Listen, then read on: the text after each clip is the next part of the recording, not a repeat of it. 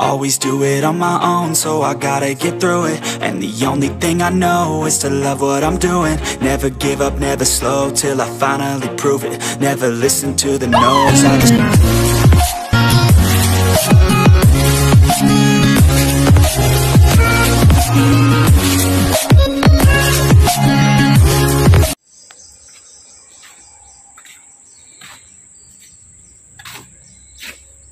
Good day mga bay. Repair man tayo dito. Ito yung seal nya, liquid, at saka dito ito yung ano sa propeller shaft sa jet ski. Dito yung ano nya, yung propeller nya. Mahaba siya, so hindi pwedeng i-ano natin, stick welding. Kailangan natin ng spray welding para hindi siya mag-bend. Kasi pag magamit tayo ng spray welding, mag-overheat at saka mag-bend dito. Kasi maliit lang siya at saka mahaba. So gamitan natin ng spray welding.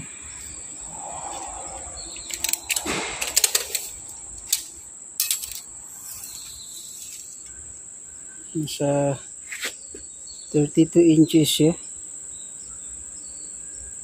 So mahaba, delikado pag gamitan natin ng stick welding. Kaya ano na lang, spray. So i-ano natin dito, undercut muna dito. At saka dito undercut para i-ano na, para spray.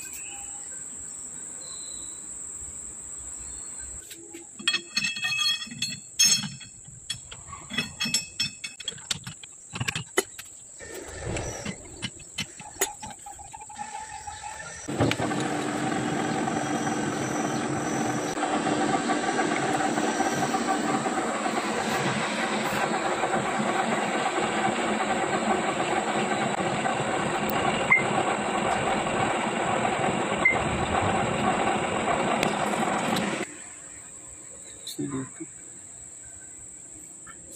So dito na siya, spray natin dito, pero lagyan natin ng ano, lagyan natin ng mask.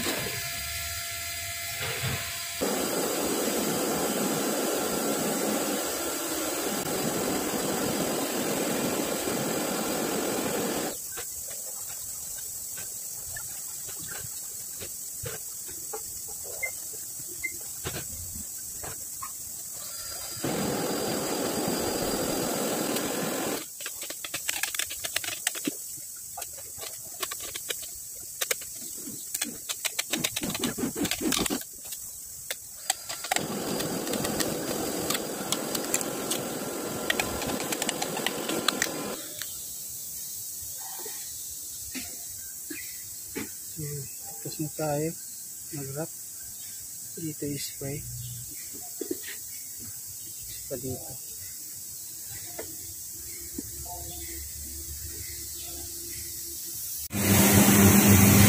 Ito yung spray welding.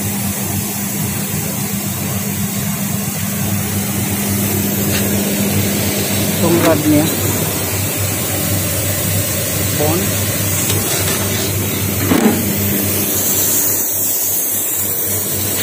Dalawa dito sa kabila.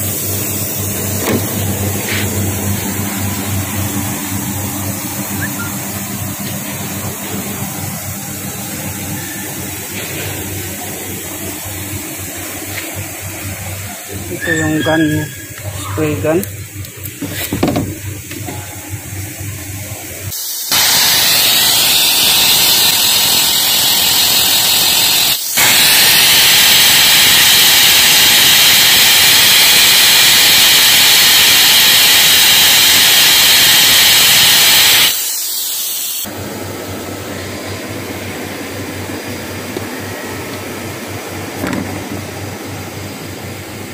Ito na siya ngayon, first coating, bonding. Ito first coating pa. Bonding. So magamit tayo ng chrome.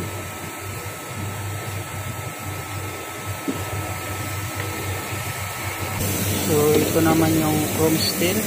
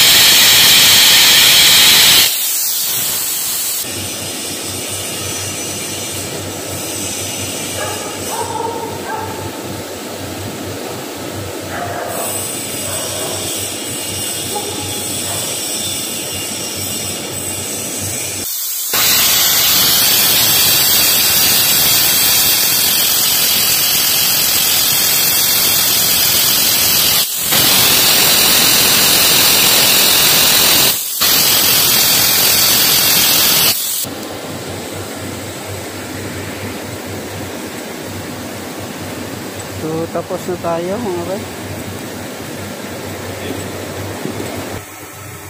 So tapos na tayo. Yung masina natin.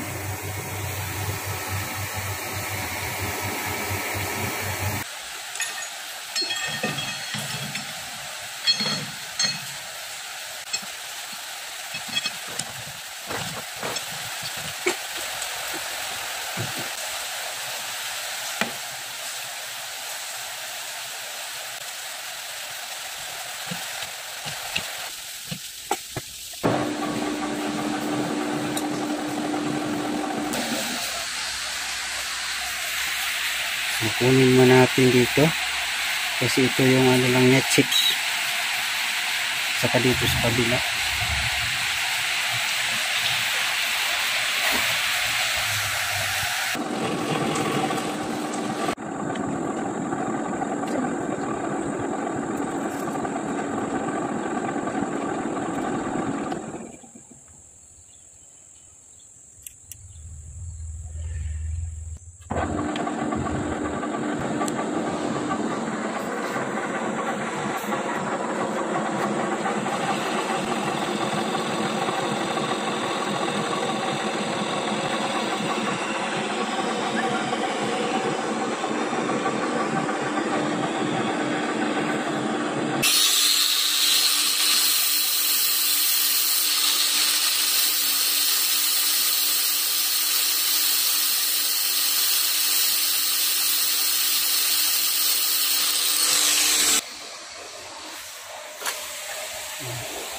Tapos na tayo.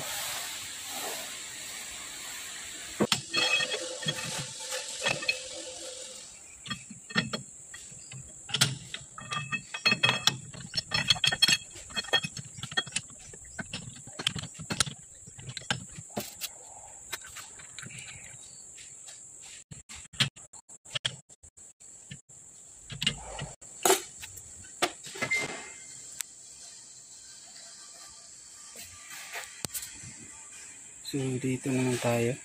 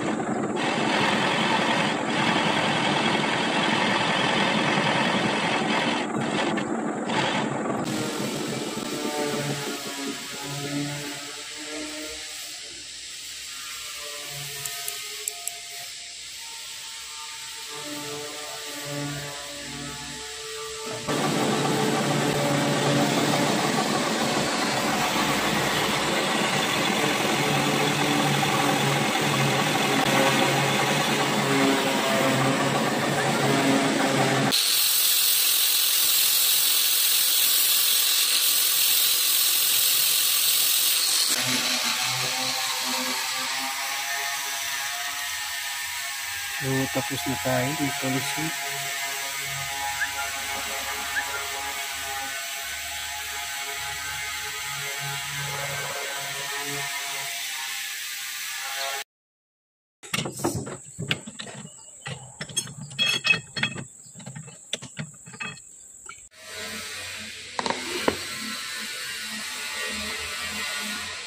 So, tapos na tayo dito. Yung spray natin. Saka dito sa dulo.